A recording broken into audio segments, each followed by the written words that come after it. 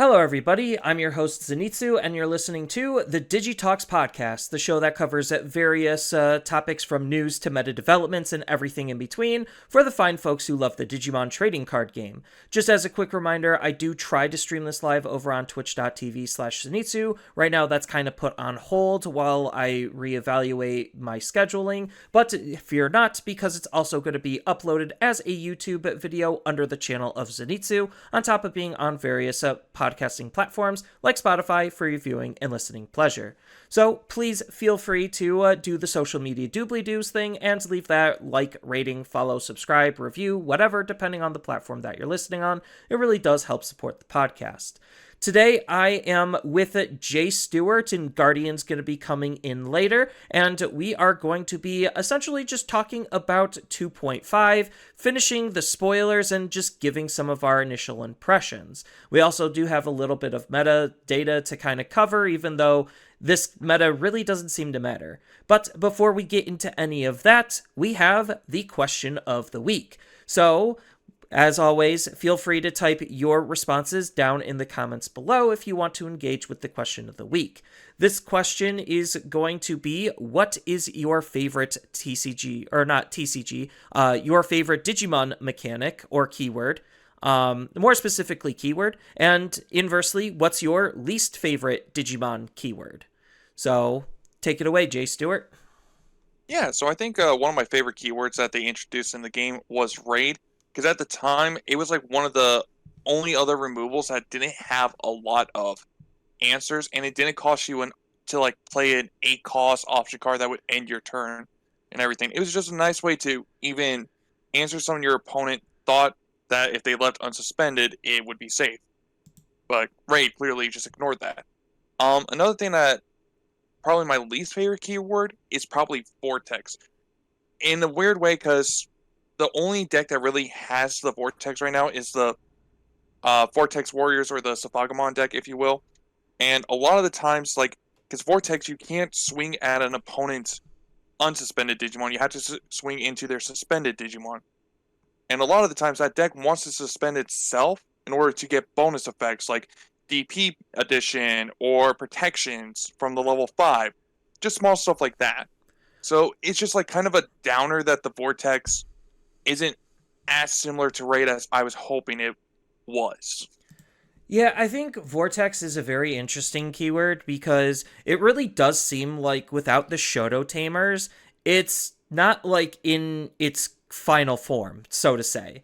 So, like, you do have the other Shoto Tamers where it's just like, okay, you could unsuspend yourself, and that allows you to use Vortex in additional ways, or even with the starter deck one where it just lets you switch the attack target, so you would be forced to attack into the opponent's Digimon, but now you could choose to attack into their security. So, like, the Shoto Tamers gives the keyword more case uses, and I think, like, that's cool, but it is unfortunate for the keyword in of itself, where you need the tamer in order to get extra stuff going. But when it comes to my favorite mechanics slash keywords, I really like jamming, but I think like the game has kind of just gotten to a point where jamming is like power crept. So I guess my new favorite is Jamming 2.0, which is basically Alliance. Because, yes, even though Alliance, you do need to have another Digimon on the field to suspend, the fact that it, like, shares the DP and then not really combines the security attack, but just gains an additional security attack, kind of makes it like Jamming 2.0, because you're going to be hitting for most of the time pretty large numbers. So that way it de-incentivizes the opponent from blocking, allows you to be able to beat up the opponent's Digimon and when you might not have been able to before, and just dealing extra damage to close out games is never a bad thing. When it comes to my least favorite keyword, at this point, I kind of think it's like, I mean, obviously there's a couple of dead ones where it's just like Digisorption was kind of stupid, Digiburst was kind of useless until it wasn't. But I think like De-Digivolve is like a prime example of like how a bad keyword can turn good, but it's turning good for the wrong reasons. So De-Digivolve right now is the best form of soft removal, and I kind of think it's really annoying because the level of protections has gotten so high to the point where it's bad to run removal options in most cases because they're just not going to do anything or there's no targets. And like that's where Digivolve kind of has like this really awkward position where it's like the best removal in the entire game because there's so few outs to it compared to everything else. Um, which Yeah, and I also think that Aces is like another reason why DDG Evolve has become even more important now, more than ever. Whether it be getting rid of potential counter time, evos, or even just getting rid of the ace on the field to gain the memory back to keep your turn too. Right, because like source stripping also got better by that same type of metric, but we kind of are not running like lower level aces literally probably because of that. I think like the lowest level aces, I mean, obviously the lowest level aces in the game are 5 as of right now. But the fact that almost no one's running any level 5 aces is kind of a testament to where it's like, yeah, level 5 aces are kind of just bad. Yeah, I Only think two of them are played right now. because there's Zudamon Ace, there's Magnamon Ace, and then there's also Angelomon Ace. I mean, that's really it. There's no other good level 5 aces except for their own archetype deck. There's no good generic level 5 aces. Yeah. So, but yeah, that's kind of my answer. So I guess now this brings us to the meta report, which I'm gonna go kind of quick on this because this meta just does not matter. The only data this is relevant for is the upcoming Ultimate Cups, which is EX8 format. But again, true competition starts in like March, April, which is going to be 2.5. So again, just none of this really matters. It just gives us a little bit of a sneak peek as far as what's actually competitively viable. So I'm going to start off with the PPG because nobody's actually talking about the fact that PPG hosted a it's a win a case tournament. So that's kind of relevant. And as far as the actual metadata goes, the top 8 decks are as follows: Imperial, Dino, Angels, Fenry, Mirage, 7 Great Demon Lords, Purple Hybrids, and Birds.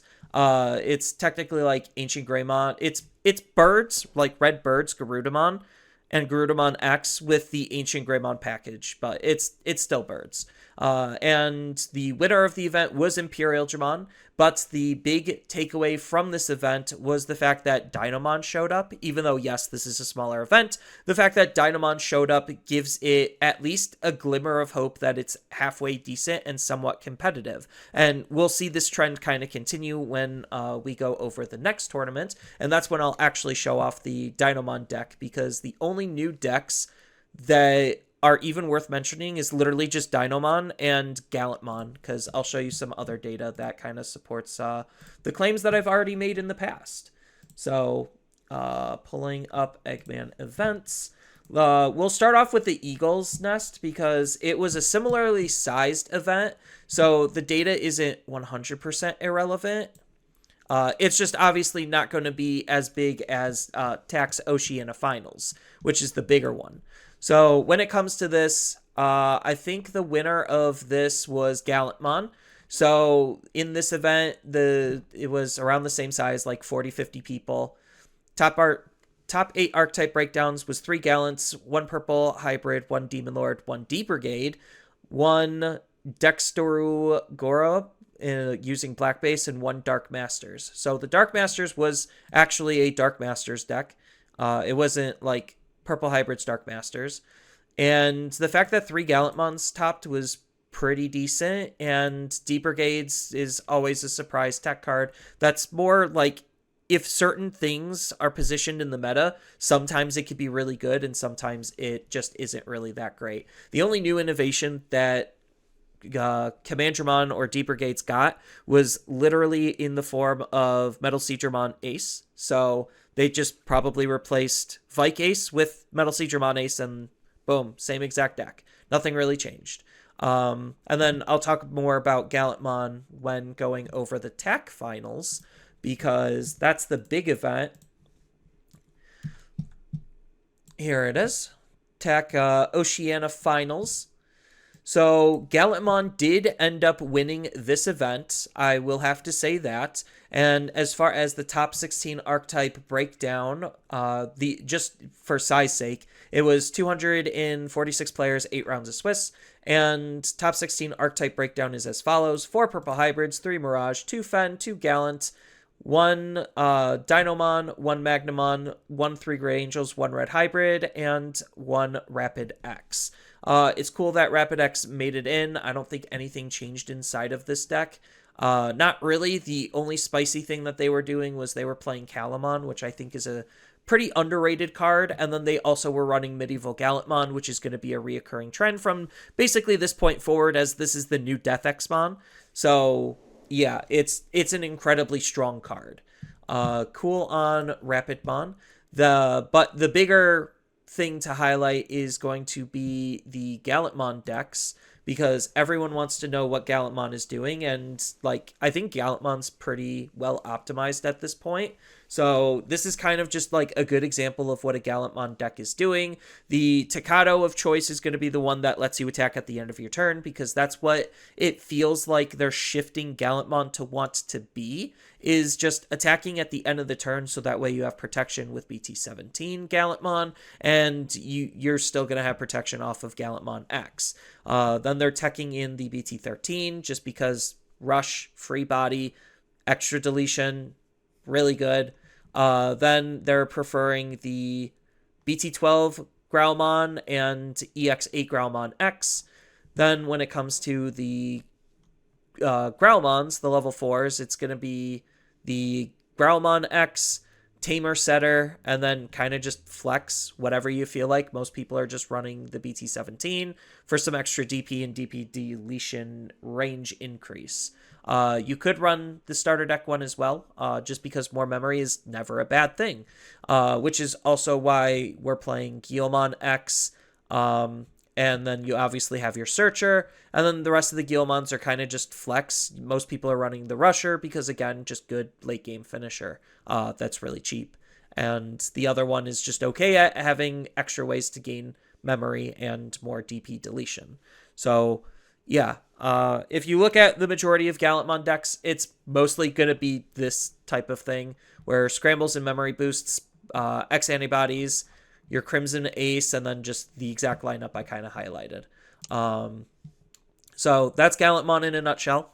And the more surprising deck is the fact that in a larger event, we did have Tyrannomon or Dinomon make an appearance. There it is. So this is a pretty interesting deck because of how strong of a Floodgate Dinomon is, and obviously you're going to be pairing it up with Medieval Gallantmon because you don't actually need to Digivolve into this card to actually make it useful, but you have the option and opportunity to do that as well. It's just the fact that Dinomon for a lot of decks is very hard to deal with as long as they actually are trying to delete your Digimon.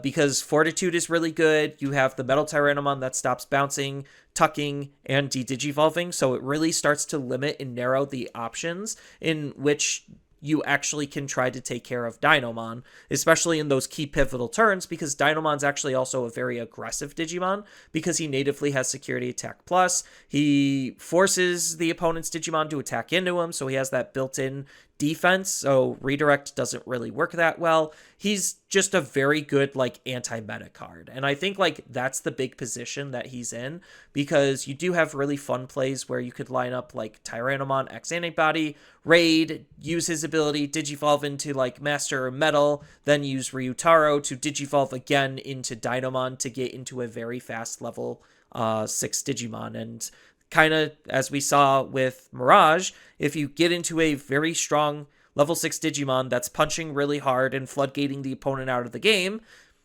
what are they actually going to do? So that kind of just seems like the direction Tyrannomon is in and his position in the meta. And I think like it's going to probably be like on the lower echelons of where the meta currently is going forward, just because of that role and position. So yeah, that is the meta updates in a nutshell. Hope this helps you prepare for Ultimate Cups if you are playing in any. So, I guess with that, we can transition into spoiler territory. So we do have a couple of spoilers to finish up on. So where are we?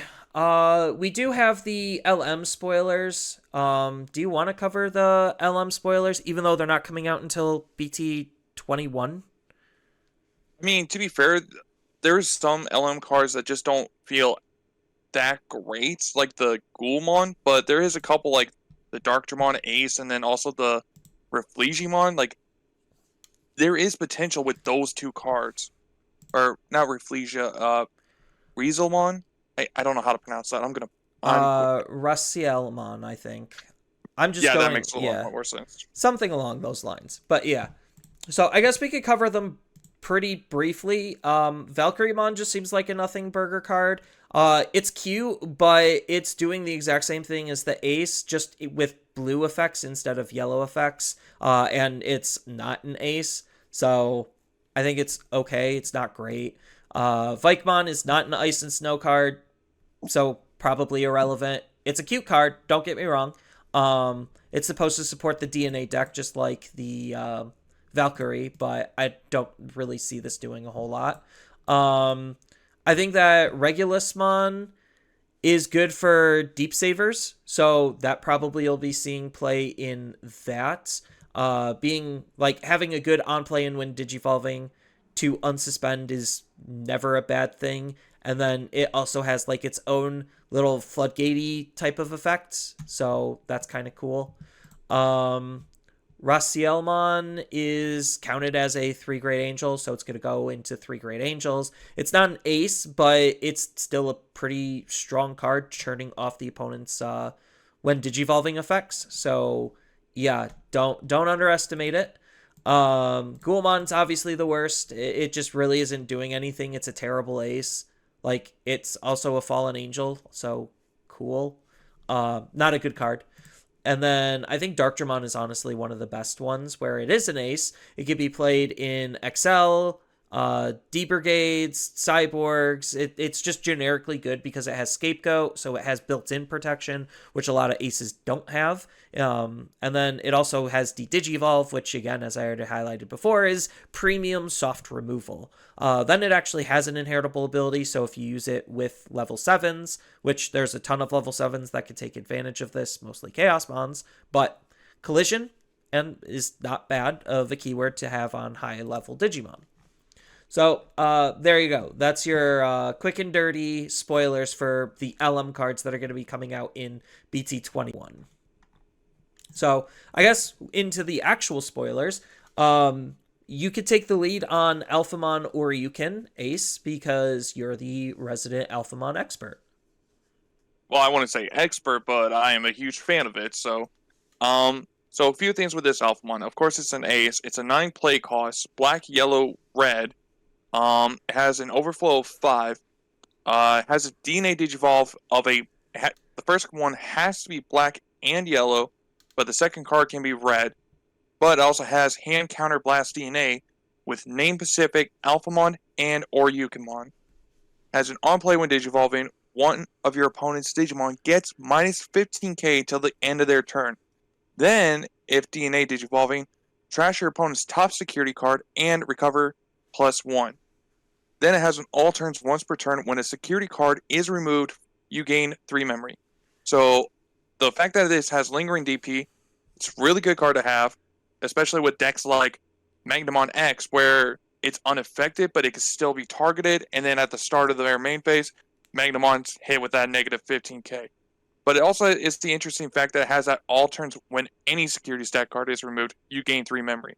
Plus, we saw earlier with the Alphamon that was in the BT 20 set, it has Barrier as well. So if your opponent tries to out this, Barrier might be the chance it could need to protect itself. So pretty decent there.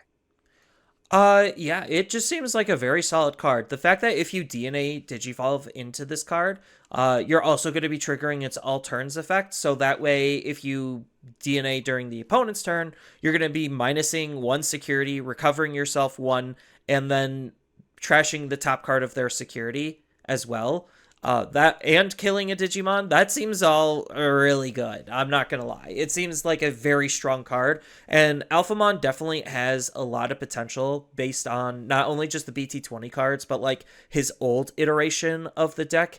I think Alphamon is definitely like a very slept on Digimon, and this is definitely going to bring some new life, not only in just trying to figure out how Chronicles is going to work, but just using the Chronicles parts for, good X antibody decks like Alphamon. Uh, so next up, we actually have the other secret rare of the set, or the first secret rare. I mean, one of the secret rares. We already know we're getting one secret rare from BT19, so here's one of the secret rares from BT20, and that's going to be Safagamon Ace. So the interesting thing about this card is it's a stronger level 6 ace compared to some others stat-wise. So it's more expensive, which could actually be a good thing. Has higher DP, has a higher base Digivolution cost, but that doesn't matter because it's an ace, and you're just going to be Blast Digivolving this 9 out of 10 times. But it does have an alternative Digivolution condition to Digivolve on top of a level 6 with Vortex Warriors in its traits for a cost of 1.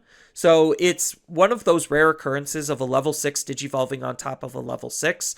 We don't really see that a whole lot. I think, like, honestly, the last time we saw it was Magnamon X from BT16 could Digivolve on top of Magnamon X, which is, like, yeah, he's going into a super form for that Digimon. It's not quite level 7 status, but pseudo level 7.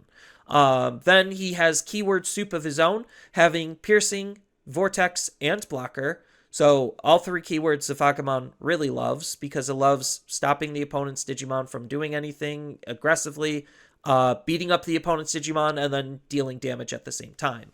Then he's got an all turns once per turn ability where when any Digimon suspends, this Digimon can unsuspend, so that's a very Safaga thing to do. That's kind of what a lot of his lower cards want to do, is suspend themselves and then find ways to unsuspend himself. So the fact that this kind of just does it himself is pretty good. And then he even has an on-play and when Digivolving where you get to suspend one Digimon, and then for every 2 suspended Digimon, you get to basically tuck one of the opponent's Digimon to the bottom of their deck, so it could really punish go wide fields. I mean, granted, you're already probably going to be running Medieval Gallantmon, which is popping up in a lot of decks because of just how oppressive of a floodgate and how easy that card is to use inside of this deck because he is a Vortex Warrior.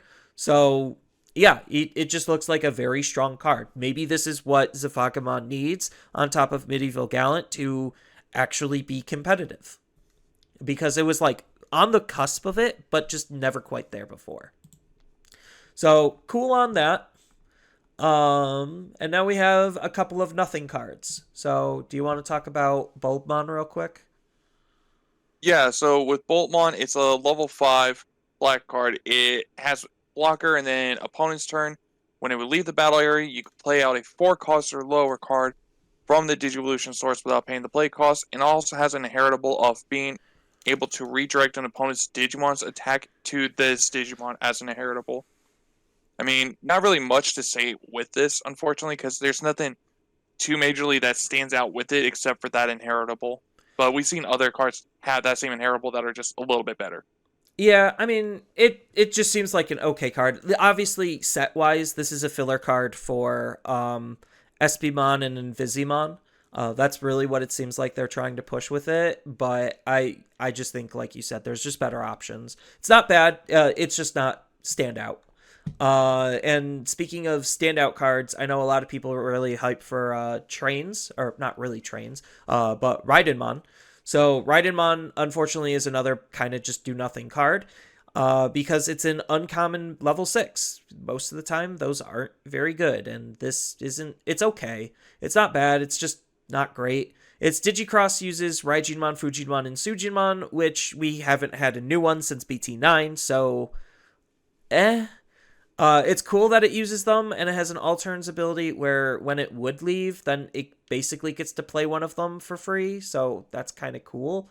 Even though those cards aren't that great. Then he has got an on-plane when Digivolving ability of his own to delete one of the opponent's Digimon with a play cost of 7 or less. So that's fine. Can kill certain aces and level 5 Digimon.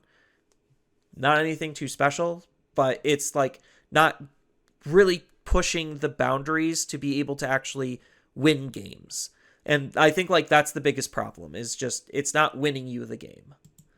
But as terms of what's helping win the game, do you want to cover Pyildramon before Guardian hops on with Dino B? Yeah, so Pyogemon, it's a black-purple card this time. For the Imperial Virus, it's got 4-cost Evo on both red or purple. However, it does have an alternate DNA Digivolve on both being red and purple for 0 cost.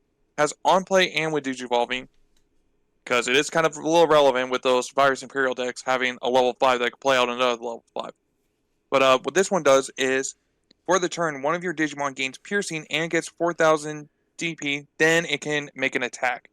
It also has an all turns when one of your Pyeldramons or Dino Bees would be deleted to your Digimon may DNA Digivolve into Imperial Digimon Dragon Mode in the hand. And also has an inheritable of Security Attack +1. This can be an interesting Pyeldramon in certain circumstances, in Yeah, all honesty. yeah, I know the deck currently just wants to play out the other one. Like DNA Digivolve set up one level six or not six, level 5, and then just set up the other one so that way you could DNA again. This isn't really accomplishing that goal, but this is a really fantastic card as the Digimon you're going to be playing out. So yeah, I think it's just another tool for the toolbox. It could see some fringe use, but I don't know. Maybe people are gonna like theory craft and figure out what is the best combination of purple, red, level 5s to make the deck better. Because again, similar to Safagamon, I think it's like just fringe cusp of being like really good. Because if anyone's seen that deck in action, it can do some crazy things because of the Wormons and Shadramon promos, like BT16 Wormons and the Shadramon promo. So yeah, that's it for Pyeldramon. So gonna hop on with Guardian, and he's gonna take over Dino Beamon. Okay, so Dino B is a part of the Imperial Dramon virus line, where it is basically the defensive portion of it, while Pyldramon is the offensive. Dino B is to counter most blue decks by saying, hey, you're not going to de-digivolve anybody, we're just going to go straight into a dragon. Either the new Dragon Mode Ace, which has the ability to delete an 11k or higher, and then digivolve into fighter mode, or you're going to go into the EX3 Dragon, which basically just says, up, pick a Digimon, I'm going to nuke the rest of your board, and then rush you. Yeah, it's interesting that this is basically retrieving whatever pieces that you're missing from the trash. I mean, obviously, Imperial is going to be the big one, so you could DNA with it. But yeah, it's just a decent piece. I think like Dino B just feels like it's the weaker one of the two. The inheritable's pretty nice, where security effects don't check, so that's at least something. So maybe this is like a tech one of, I don't know. The level 5 slot for the virus deck seems to be very tight and competitive. It's literally just going to be the 16 Dino B, because that is the best one, because it's able to revive either of these two. So if you do play the Dino B, it will be a one-off, if that. But most people will probably be on the old Dragon mode and Fighter mode over the new ones. So, Yeah. So now we have Imperial Dragon Mode Ace. So I just yeah. did that. That was no, we were just talking about Dino B. He did just actually cover that. Oh, He mixed it in with the Dino B. okay. Yeah, you combine them. I didn't have the visual up for it, so We can go back over it. yeah, I mean it's a good I card. skipped over the blast, so Yeah, I mean it's just a good card. Again, it seems like it's going to be in competition with the original because the original's going for more of the punch, and this definitely feels like it's more of the control. So, I mean, the other one kind of controls, but it's definitely more punchy, which I like the punchies. But having the ace definitely, like this being an ace, definitely means that it probably will see some fringe play in the deck. It's not going to be the main one, but it'll be a one. Then we go to Metal Phantomon. So Jay Stewart, take it away. Yeah, so it's a 4 cost Evo, level 5, but it could Digivolve on top of Phantomon for a cost of 1. Blocker, on play when Digivolving, you could delete one of your Digimon, delete one of your opponent's level 5 or lower Digimon, and has an inheritable on deletion, de-Digivolve 1. Keep in mind it's also black and purple as well. Just a good card.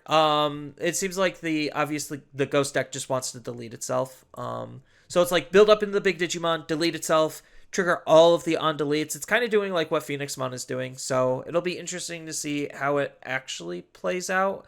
I think Phoenixmon is like obviously more aggressive, and this is trying to be more controlly, but accomplishing basically the same type of thing. I could see it working very well. No, I think it's going to be a very good deck. Like, out of all of the new decks for BT20, this one seems to be very spicy. Especially since they have Reapermon, which has Collision and Blocker. So, just more kill stuff. Collision you could actually use to kill yourself by forcing the opponent's bigger Digimon to block you. That's kind of funny. But it has an all turns effect. When an effect would Digivolve your opponent's Digimon, then de-Digivolve one of the opponent's Digimon. So it kind of is like a floodgate where it's like, hey, just don't Digivolve by an effect and you're good. Which level 6 floodgates are starting, is it me? Or are level 6 floodgates becoming more and more common? Like, if they're not protecting They're becoming themselves, very common. yeah, like Yeah, if because you they're got not Mirage, protecting themselves, Venus. yeah, it seems like if they're not going to protect themselves, they're going to be a floodgate. Like, that kind of seems like the trend that I'm noticing. Either that or they're just completely unusable. So, then Reapermon also has an on delete Little to column A, delete one little of the column B. opponent's Digimon or Tamers with a play cost of 4 or less. So, just good card. Also has the Ghost trait, so it can fit inside of the Ghost deck. Ooh. Yeah. Now here's I the will stuff say, that. Oh, go ahead. I was gonna say, just out of Violet's 2 decks that she's revealed so far this Ghost deck is actually looking a lot better than that Three Musketeer. I agree on that. The Same. Three Musketeer was greatly lacking. I think Violet having 3 decks, while it's cool, I think is an actual problem. Because then they're going to support not all of the decks equally. And it's like, why? So at that point, why bother? So it's just like if No, Three that's Musketeers. fair. They pretty much have already swapped out her deck completely since her partner is Ghostmon. Right. So that's what I'm kind of saying is like based on storytelling for Liberator, it's like why waste our time with specific decks when we know that they're the lesser deck and they're not going to get support when they could have used that same like oh, instead of 3 Musketeers, we could have just had the start of Ghost stuff and then this would be Ghost 2.0. So it feels like they're not thinking about how they're going to be doing support because the 3 Musketeers, the new stuff, doesn't support the old stuff at all. So it's like, Which is kind again, of bad. yeah, it's like, again, why bother? Um, but something that is actually getting support is Royal Knights in literally Yggdrasil. Um, so there's a lot of Which hype on it that. has been experiencing an extreme hype for a rare. So now that thing is later, it's like $5-ish bucks at this very moment. Which card? Yig. Oh, yeah. I mean, it kind of happened with Mother Reaper and Shoto. It's just like Mother spiked because of Shoto. Literally because of Shoto and no other reason. Because even though in 19 or the second half of 19 that we're going to get in 2.5, we're going to get the option cards. Unfortunately, it's suffering from the little too late syndrome. So while it's cool, it's just too late. Because we're already going to be moving on way past when those cards would have actually been good. It's kind of the same thing with Heavy. Yeah, He's a a little bit, bit yeah. sad. Like they're fixing a lot of Heavy's problems in this set, but yeah, I think like you said, kind of the echoed statement, it does feel a little too late. But so going on with the hype of Royal Knights, we have Omekamon, from BT20. So this is a blocker, so cool.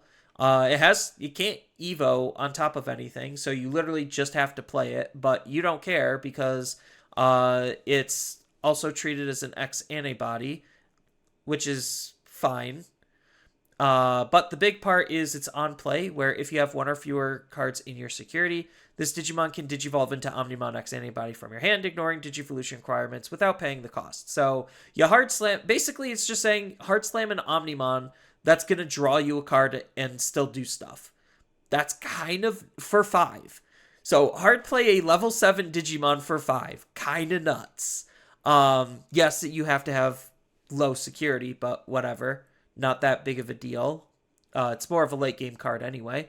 And then its on delete ability is you get to place a card to the bottom of Yggdrasil in your breeding area, or place this card to the bottom in Yggdrasil, which just fuels Yggdrasil, and it has a breeding ability for when it's under there, where your security stack, where when your security stack is removed by suspending this Digimon, you get to play out Omekamon.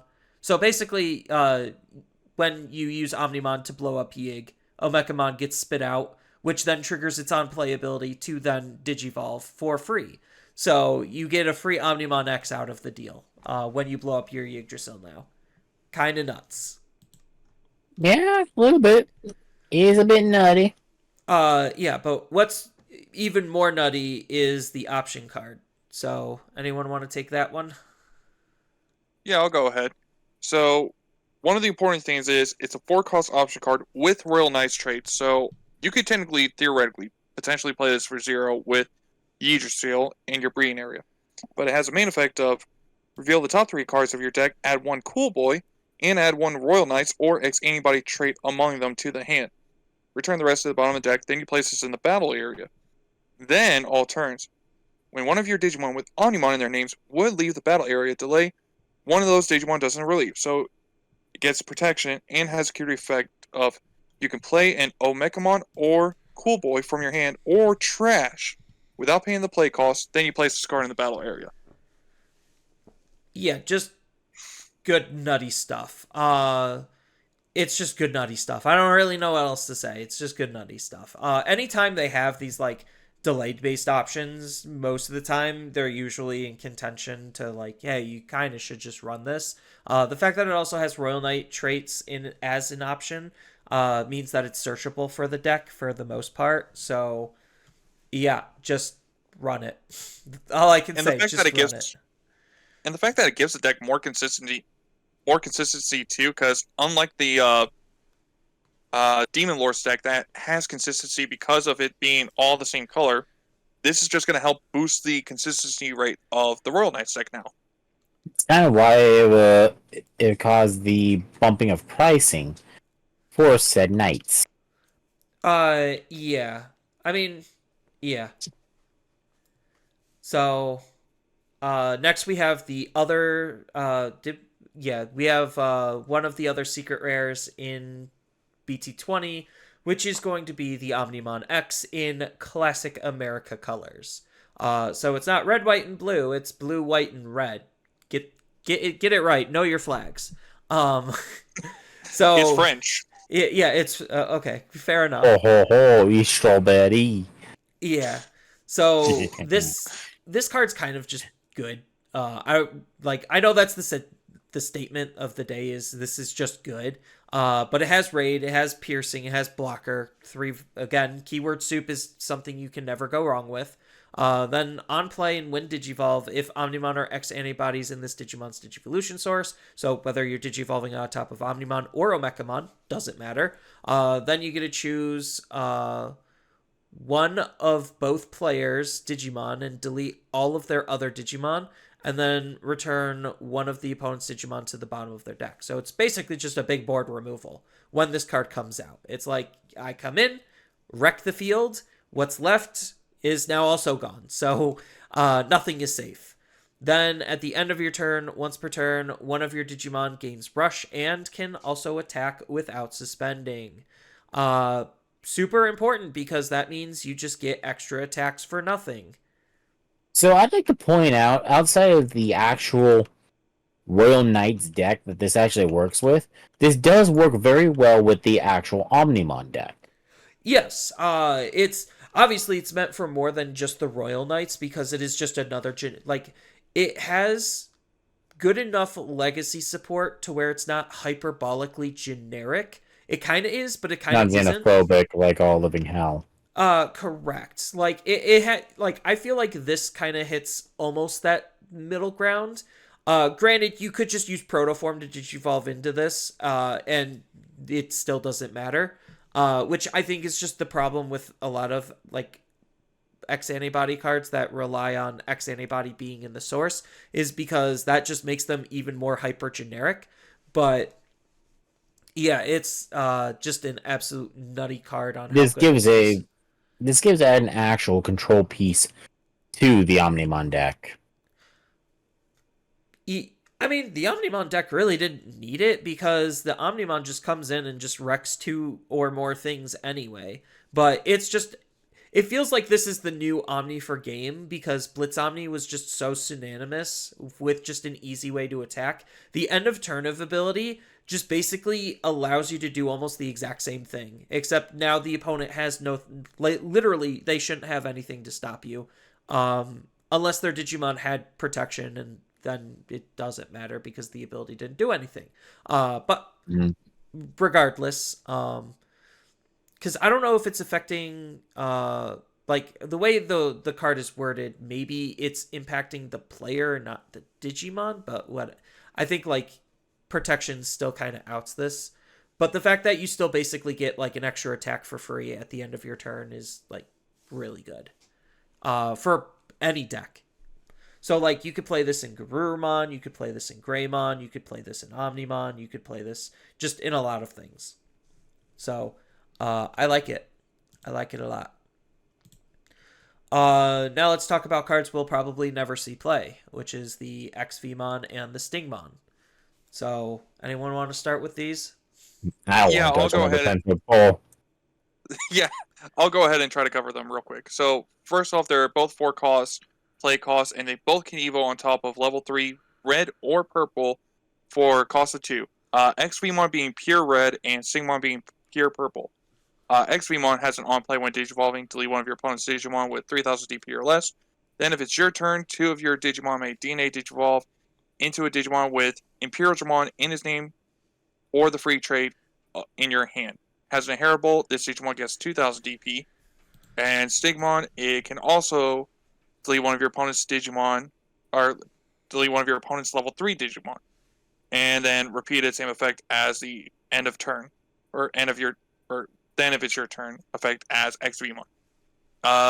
I wouldn't play them because the ones in BT16 that are both red, because like these don't even have the keyword text box of being able to digivolve on top of any Vmon or Warmons whatsoever, and the ones from what is it BT16, they practically have the same exact inheritables, and they're able to just help feel your memory up a little bit better. So Yeah, yeah, but the Shadramon that's been the promo that needs a reprint. Everybody, please help with with getting Bandai to get this reprint going. right. But I'm saying though, if you wanted to play XVmon or Stigmon, then just play the ones from BT16 because they're practically this but better. Yeah, and let's face it, the only real one you're really playing is probably the Wormmon line from 16. Yeah, Because because Wormmon just literally just says, "Oh, hey, I'm gonna go ahead and digivolve into a free from trash for nothing for basically one." yeah, so you use the Wormmon with the promo Shadramon to be able to cascade into another stack after it died, or if you just have the resources in your trash to do it. These cards really don't feel like they fit anywhere. It's cute effect, but honestly, like we already just have better things to do. So, Like the only cool. thing they do is help get rid of floodgates. That's it. Yeah, but Yeah, even then, the deck already kind of had that. Yeah, the deck has so many other ways to get rid of floodgates. Uh, not on level 4. I will say that. I mean, True.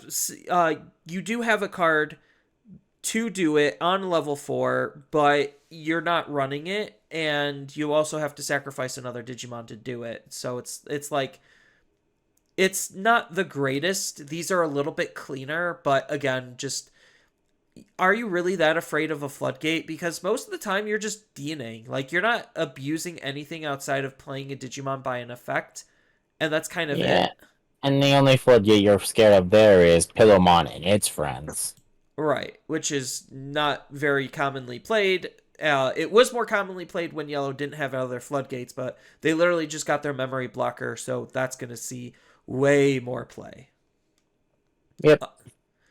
All right, and then I think we're on the last stretch here. So we have the new Violet in Boots, kind of like Puss in Boots, but not Uh, really. She's Uh, only good for gross. I hate the last name, but whatever. I'd rather have Puss in Boots, but that's fine. You Um, know that's kind of the joke, right? oh, is it? Oh. Yeah, it took a minute for you to put the two and two together there. Well, puns, horrible puns aside. Horrible puns. Yeah, It's she's fucking plain as day there. yeah. So I haven't seen like Violet say her name like this in the comics, but I know I'm gonna lose I'm gonna lose it when I read that. Like just her going, you know why I won't lose? Because I am Violet in boots or something. I will lose it. Oh I my wouldn't god. put it past them to do that corny joke. I actually kind of want to read that. That would give me more I reason to mean, if read you it. think about it this way, Shoto is basically Shrek and Arza is Donkey. I sure. Everything is just Shrek related for Liberators. Liberators is secretly Digimon Shrek. Um, but yeah, so getting back on topic, Violet is your classic 3-cost tamer. Start of the opponent's turn, gain a memory. If or start of your turn, or start of the main phase. If the opponent has a Digimon, gain a memory. We've seen it a million times already. But the more important part is her secondary part, where when any of your ghost traits Digimon are deleted, which there's tons of ways in purple to do. By suspending this tamer, one of your Digimon may digivolve into a ghost trait and reduce that evolution from your hand by 2. So we already know that ghosts just want to die, unironically. And then they play out more bodies when they die. So this allows you to digivolve back up into your higher stages pretty quickly, to basically rebuild for as little as possible, which is really good. Then It's we got playing mainly into her new line of Necromon. yeah. Then we got Phantomon, which has the new execute keyword. So execute literally says at the end of your turn, this Digimon may attack. At the end of the attack, delete this Digimon, and delete this Digimon. Your opponent's unsuspended Digimon can also be attacked by this effect. So it's kind of like Raid in a sense, just It's more a like little bit Vortex, better. but better. It's like Vortex and Raid, but better. I mean, you lose your Digimon, but that's literally the whole point of what this evolution line is trying to do. Because Phantomon also has an on delete ability. This is the most important one, where you get to play out a level 4 or lower ghost traded Digimon from your trash for free. So it could literally be Digimon that was in its source because on deletes trigger in the trash. Good stuff. Necromon. So security attack +1 and execute. So we just need to pair it up with piercing. Wish If there was. I mean, we could probably find a way to give it piercing. But it has on play when Digivolve. Delete one of the opponent's Digimon with the lowest level. Generic removal, not bad. On play and on delete. We get to play a level 5 or lower ghost traded Digimon from our trash for free. So, again, just doing what Phantomon is doing, but better as a higher stage Digimon. So it's really cool to think like you go Phantomon, Necromon, like level 4, level 5, Necromon, and then Necromon dies due to his own excavate ability.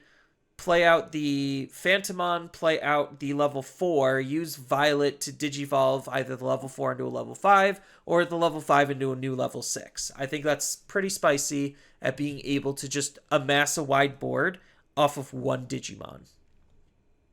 And then the last card If anyone else wants to take it, it is going to be Apparition Legion as the last spoiler for BT20. We Yeah, I'll go are ahead. Legion. So Yeah, so take this it is away. a cost option. Has a main effect of by returning up to 9 levels total worth of Digimon cards from your opponent's trash to the bottom of their deck.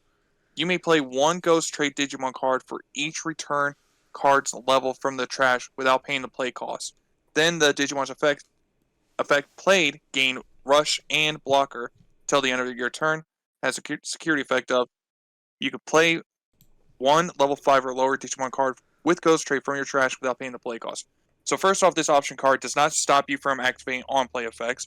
That's really good right there. And if I'm understanding this whole returning up to 9 level play cost, like if I understand it correctly, you can return like your opponent's level 6 and a level 3, and then you could play out that same exact level 6, like play out a level 6 or level 3 if I'm understanding that correctly. Yes, you are. Yes. The card's kind of just nutty. Like I think this honestly pushes what Ghosts wants to do over the edge to Well, kind of just make it really competitive. the best part about this option card is it interacts with your opponent's trash. Yes. More at this, even though it's in purple, which is a trash-based color. Honestly, I think like this effect could have been good on any other color. I don't know why they gave it to purple. I mean, I do because this deck is in purple, but still, any form of trash hate, I'm all down for. At this point, I don't care where it is. I just want more trash hate because the trash, as anyone who's been listening to this podcast for a while, is already a very hard zone to interact with, and is partially what's making purple kind of extra cray cray, to put it lightly. Yeah, because like you could use this option card. Like if you're afraid of playing against a Leviathan deck, guess what? Play this option card. You don't need to worry about that Leviathan getting played out by Binding Crush anymore. Unless they have two. Oh yeah, unless they got two, you're kind of SOL.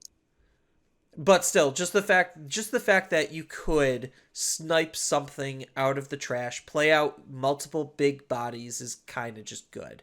Obviously the best pairing is level 6 and level 3, but you could play around with it based on the current state of the game and what you want to snipe. Very good card. Security ability also just lets you play more Ghost Traits Digimon from your trash for free, so not really anything special there.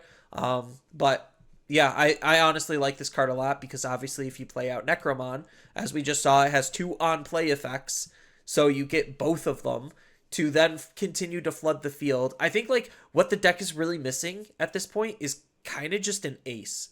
Like I feel like because of A good level 7. yeah, I mean, yeah. Well, that's what Um, Ruin Mode's for. We don't not an talk about ace. Ruin. Yeah, we don't. It's like Bruno. We don't talk Ruin's, about it. Ruin's not an ace, and I really wouldn't use Ghoulmon for this. I probably wouldn't use Metal Garurumon for this. Like, Purple, unironically, has some of the worst aces in the game.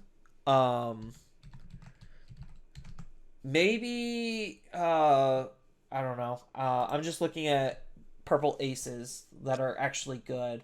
You have Grand Kawagamon, so that's something. Yeah, You can Megidramon. play Beelzemon Blast Mode Ace. I mean, but your Necromon's not. I mean, I guess technically off of Violet, you just play another Necromon. So yeah, you also have Ebon Wormmon Ace. Yes, you do have. Oh, maybe Darkdramon Ace actually. Yeah, but Yeah, we no won't get Dark. that right away for BT. No, so Darkdramon Ace would go at like sure it's not searchable in this deck, but like Darkdramon Ace would go nuts with the Scapegoat because you die and basically you play 2 bodies out, 1 level 5, 1 level 4. You line up 2 level 5s and then you ace bait them. And then plus also, I think the level 4 Ghostmon we got revealed earlier, it has an on deletion effect too. So Yeah, you could also play Piedmon Ace, but Piedmon only works with Nightmare Soldiers, so that's probably not the best idea. What are some other good aces that this works with? Definitely I think not Heavy Metal Darkdramon. Ace. I mean, technically you could still use Metal Gurumon Ace. It's just not the greatest card. You got Lord Nightmon Ace. Lord Um, Diamond Ace I could definitely see being used because it allows it's you to play back level 4. That is true. no, it's Lord Naimon Ace is level 5 with Knight in its name or Knight in its text. So Oh, Lord Naimon Oh. doesn't work. Yeah, purple aces are like actually not all that great. few and dry. Yeah, I mean, there's McGeedramon. There, maybe that would rely. I don't think so. I think it's too much. Like you have Jukwai, you have Beelstar. Um, I just don't think that we have the proper ace to really make this deck go crazy. Because I think it's like so close. Obviously, it's like oh, Necromon to go into Reaper, like Necromon die, spit out 2 bodies or more. Then Digivolve using Violet into Reaper and try to floodgate the opponent. So like that's maybe what it's trying to do. Yeah, because in the comics, I think how Violet won because the scenario they set up in the comics was, oh, the Imperial Dramon deck had 5 security cards, and Violet didn't have any, but she had 2 of her tamers out. So what she did was evoed into Necromon one time, swung with it, and then the effect of Necromon, or no, she didn't use Necromon's effect. She used the option card here to play out multiple bodies, and then comboed Okay. it with the Necromon, and just do it multiple times. Just beat down and rush. Kind of do what Fenry Lugomon deck does, where it doesn't care what the memory is because it's just gonna be keep on attacking. Yeah. No, I can see that. I that's why I think like not only is this purple, but it feels like this deck has the most potential. Then the rest of the spoilers is literally just alt arts. We don't really care about alt arts. I mean, like we do, but we don't at the same time. As far as other spoilers, the Lucky Pack is going to be the same as what it was in 2.0. So just extra secrets and supers. So that way it makes obtaining these cards significantly easier. Which, again, I'm always an advocate for accessibility. Accessibility is always something I'm a huge fan of. Let me actually get the game pieces to play the game. The alt arts look really nice, especially like the chases and the double stars. There's gonna be like a lot of stuff in this set. It feels like because like I know the ratios are gonna be a little bit different compared to 2.0 because I think like the rare pool and the super rare pool are slightly different. Yeah, I think Digipanda mentioned that the rares and the SRs are going to be a little bit higher in 2.5 versus the 2.0. Yeah, so it'll be really interesting to see what comes of it. Eggs again aren't really anything special. We're getting foiled, starred versions, full art, and yeah. Outside of that, we just have them slowly revealing the regional participation cards and the 2025 event pack. So I think that the participation cards so far are okay. You have Grand Gale from EX7, which is the worst Grand Gale. You have uh, the level 5 for Sendrilmon, which again is probably. Actually, this one's okay. I was going to say it's the worst one, but I think like this one's fine. Then you also have Rahihimon, which really doesn't see that much play, so that's fine. Then we get into the good stuff, which is Analog Youth with all new art. So fire card, like fire in terms of art. The card's just generically good, and I wish it would get limited, but that's neither here or there. Then we got Gatsumon the Floodgate and Otamamon the Floodgate. So nice that we're getting some actually usable cards that people are probably going to be playing um, as as like part of the regional pack. So, and then the only card we have spoiled right now for the event pack is another Protoform reprint. So they probably acknowledge that Protoform is kind of just dumb, and they want to make it as accessible as possible by making it as little accessible as possible because it's only in an event pack. So, I mean, it'll help drive the price down, so that'll probably make this card like maybe uh $20 instead of the 30 it's currently at, something like I think it's that. at 50 actually. Protoform's at 50? No way. Hold Swear to on. God. I swear to God. No way. Hold on. Let me double check that. I'm fact checking you live. Uh, Okay. so 'Cause last I remember 2 weeks ago, it was. protoform, X antibody protoform. The alt art is 50. The event pack 7 is 45. So it's basically 40. The base version is 38. So it's around $40. So this will probably drop it to maybe 30 then. Just because it is only an event pack reprint. I like playable reprints that are good enough to want to drive players to play in events. Um, I'm all down for that. I know, unfortunately, the event cap has been decreased, which kind of sucks. So it's going to be harder to be competitive, it seems like, unless they have more events to compensate. We'll find out more later. But yeah, that's all of the news and spoilers that we got. So I guess this brings us to the final bit of the podcast, which is our overall thoughts on the set. So we're probably not going to talk about any decks at this point, just kind of our first initial impressions, um, based on all of the spoilers that we have. I'm kind of excited for the set. It sucks that BT19, the second half, is kind of just bogging the set down because, again, Gallantmon is the only actual playable thing out of the rest of what we were missing. Japan has told us that the rest of BT19 really isn't doing anything. The cross stuff, the blue flare stuff, while it's cute, again, minimal impact. Blue flares seem to be better than cross. Cross had some performance, but as soon as EX8 for them came out, all of those basically disappeared, and everyone was just playing Gallantmon. Yes, it could be Gallantmon hype, but still, kind of means something in a little bit of a way. It's nice that we're getting them, but it sucks that again it's the too late syndrome. Yeah, the Yeah. BT19 cards are about to get way overshadowed by the BT20 cards. Yeah. What are your thoughts, Guardian, about basically like BT19 aside, what are your thoughts about the BT20 stuff? BT20 is going to be interesting on its own. The fact that it's bringing multiple different aces in, but that's about all it's going to be really doing. So you're going to see a little bit of Taka rework, you're going to see Alpha rework. I think Jessmon's going to be a problem. Everyone in Zero says I am smoking something, but I think neither here Jesmon's nor really there. strong. Like Jesmon having the protections, like at this point I'm evaluating cards based on impact and protections.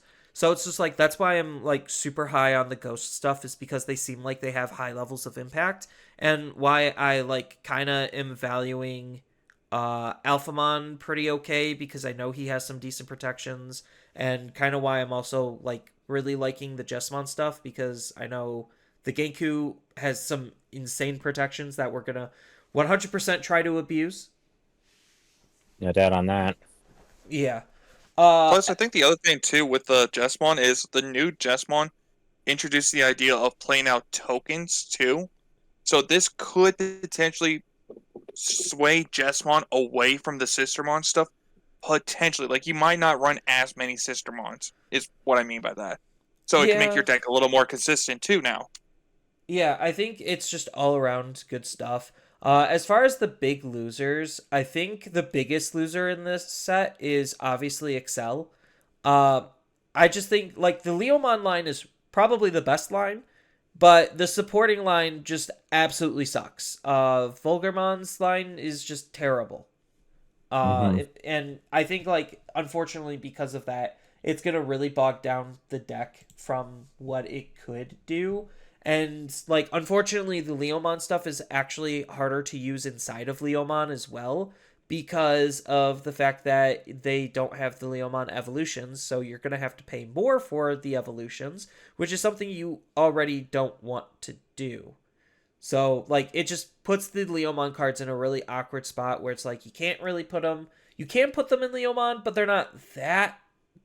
They're more expensive in Leomon than they reasonably should be. I wish they had like the 2 evolution costs, where it's just like, yeah, it could Digivolve for 3 on top of XLs, and it also could Digivolve for 3 on top of Leomon named cards. I think that would have been the best way to give Leomon the legacy support, because some of those cards are really good. It's just the rest of the Excel package sucks. Yeah. What are some other big losers in this set? Like, I know not everything is going to be the winner. I mean, I would say there's some cards in the Virus Imperialdramon deck that they introduced that will be used, but a lot of the new stuff at the same time won't be used. Oh, Hmm. yes, you're reminding me of Seekers. How can I forget about my best friend Takumi Kazuchi? He gets good cards. Pulsemon gets good cards, but as a combined deck, trust me, I was theory crafting this over the past week. The combined version of the deck sucks. It sucks. Because the 2 lines are fighting with each other on what they want to do. So it's just like, yes, they could Evo on top of each other, but I feel like that's just the new player thing to do, where it's just like, oh, I'm just investing in this one set. I'll just build this because I can. Um, like, that's cool, but as an actual deck, it sucks, and you're better off splitting the parts into their own separate decks. I feel like that's a lot of, like, this set is just don't play it together. Play it in their own separate deck, and you're probably going to have more success with a lot of the cards. Um, yeah, because that's the same way with. Actually, no. I was gonna say the same thing with Examon, but I think Examon. Examon's gonna have to take a decent amount of discovery, like more discovery, because we have to figure out what of his tools we actually want to try to use.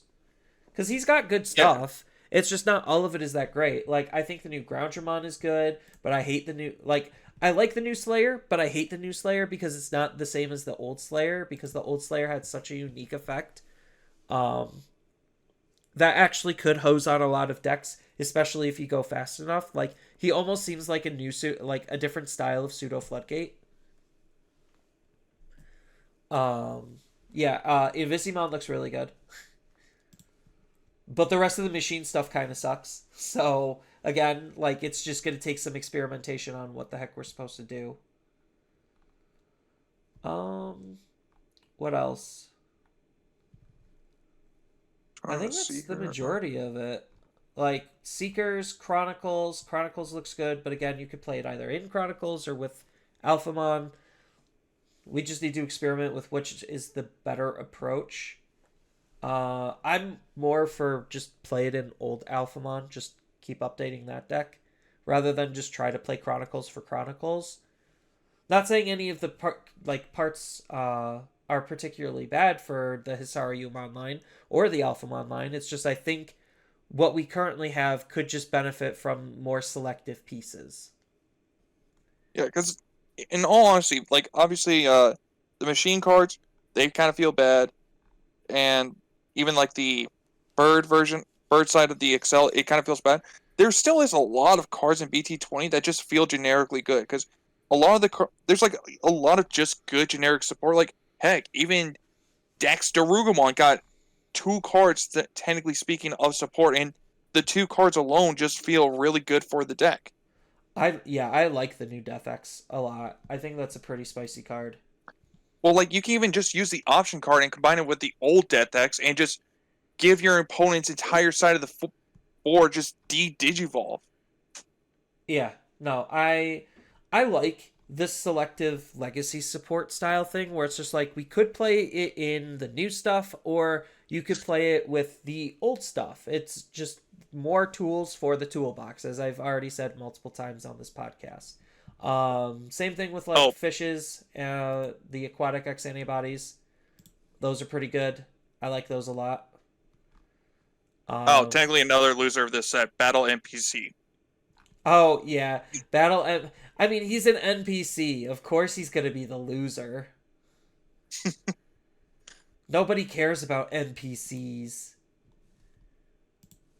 Um, yeah, no, I think this set's definitely gonna do a lot to change the meta. will it change the actual style of the meta? Probably not. We're still probably gonna have either hyper control or hyper aggro or OTK. Like honestly, none of these decks make me feel like, oh, uh, Garurumon or not Garurumon, Mirage is gonna be bad, or Purple Hybrids is gonna be bad. Like none of these decks make me feel that way. It just seems like more decks are gonna be introduced. Maybe that's gonna like change the meta dynamics a little bit, but I think like some of our current top decks are still gonna be the top decks even with these new cards. Um, Yeah, it could just technically speaking with the 2.5, what it or colors getting represented, technically speaking. Yeah. No, like right now, just because of the inclusion of Gallatmon and Dino Rexmon, or not Dino Rexmon, Dinomon, Red is seeing way more representation, which I think is like, it's pretty decent to have more color representation. Out of this, maybe Black. Black seems like it's the biggest color winner. Like a lot of things just seem like they're incidentally black. Um, but yeah, it'll be interesting to see like how everything unfolds. I'm kind of okay. So like, if you had to pick one deck out of the set to play and build, what would you play? One deck out of that set? Yeah. So like, if you were to pick a deck to either upgrade because of BT20 or that is introduced in BT20, what is the deck you want to play? Oh, you gotta be Alpha. twisting my arm here. I can answer that instantly. Alpha. I know that's where your heart's leaning, Jay Stewart. Yeah, but since he said Alphamon, I'll say Examon then, because it feels like that I could just bash a lot of the old cards with the new cards and just create like a really fun toolboxy deck. So, as much as I want to say Alphamon, since he said it, I'll just go ahead and say Examon. Even though I know Alphamon's your actual answer. Um, Oddly enough, my answer probably. I'm probably just gonna experiment with upgrading Taka. Like the Seeker stuff is nice, but I think like as a whole, it does more for the current iteration of Taka Mikazuchi. This again is assuming nothing is gonna get banned or limited because yeah, just we haven't gotten any news or confirmation. And as I kind of already said, most likely we're not going to be getting that until post nationals, or no, not post nationals, post worlds. Which sucks that we have to wait this long. Bandai could just announce the list now and then have it take into effect post Nash or post worlds. So I don't know what they're waiting on, if they're waiting on anything. I think honestly they're just going to wait to see like, oh, does BT20 actually take some of the top decks down a peg? The answer might be Yeah, maybe. it's a no. Nothing feels like it is. Like Ghost, honestly, like I said, seems like it's the strongest thing to come out of the set next to like Alphamon and maybe Jessmon. Um, I think what it's gonna depend is like the time frame of when BT20 comes out and when Worlds comes out. 20 Because is keep in next mind, month. yeah, what's that? BT20/2.5 is the end of February, And then Worlds is when? early End of March. March. Early Yeah, because March? it also. It's Well, what I like mean by that it's is, in March. Yeah. well, like what I mean by that is take like European players and like American players. So either they're gonna be the people that are going to Worlds. Either they're gonna have to hope to God that they get the new cards from TCG Player on time before they have to go out to Japan, or they have to try to open up a lot of the product in a in their local area to get the cards, or they might just say, you know what, I'll just play what I know is good, and I think Purple Hybrid's still going to be good, or Mirage is still going to be good. That's actually where it's probably gonna go. Most likely. But yeah, so exciting stuff all around, and I'm looking forward to seeing what is to come, especially since BT21 is going to be supposedly the real game changer. I've said this before, and I'll say it again. Just to kind of reiterate and remind people that honestly, I think 2025 is going to be one of the most important years in Digimon. It's really going to make or break the game as a whole. I don't think the game is going to die in 2025 if they do poorly, but I think like the decisions that they make is going to help shape our ideas and our foundation for what is to come out of Digimon going forward.